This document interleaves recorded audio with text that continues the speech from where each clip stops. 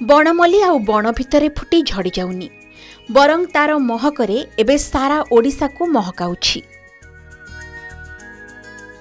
बणमल्ली बणरे फुटी झड़िबा प्रबादटी भूल प्रमाणित करिसंती जणे युवती। सतरे मनीष को जन्म दियंती भगवान, हेले निज कर्म अनुसारे परिचय पाए मनीष।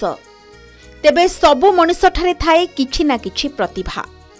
जी निज प्रतिभा को नहीं आगो को बढ़े से ही पाए सफलता। सेहीपरि मालकानगिरी जिला आदिम जनजाति बंडाघाटी जड़े बणमल्लीर महक आज सारा ओडिशा को विमोहित करिछि। भुवनेश्वर ठारे आयोजित ट्राइबल ग्लोबल फेस्ट रे चमकी मालकानगिरी जिलार बंडाघाटीर आदिम जनजातिर झियो आदिबारी बड़नायक, जहाकु नै जिल्ला रे खुशीर लहरी खेली जाइछि। सारा मालकानगिरी जिला पाई एहा एक गर्वर विषय बोली कहा जाउछि।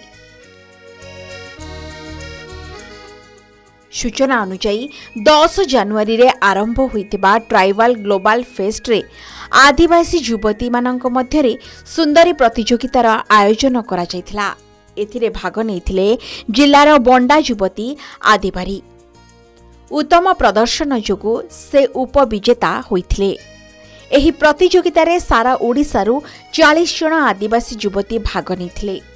सेमानंक मध्यरु बंडाघाटीरू बंडा युवती आदिबारी बड़नायक ग्लोबल ट्राइबल क्वीन प्रतियोगितारे अंशग्रहण करी प्रथम रनर्स अप भावे विजेता होइथिले। बंडा आदिवासी संप्रदायर पारंपरिक मूल मूल्यबोध रीतिनीति एवं संस्कृति को नहीं निज पोशाक एवं अलंकार सहित निजको सजाई रखी जिला पाई गर्व और गौरव आनिछंती से।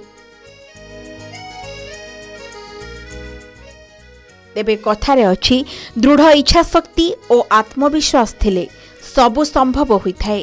केवल करिबा पाई निष्ठा और एकाग्रता थिबा जरूरी। एही कथा को आज प्रमाण करी देखाइछंती आदिबारी।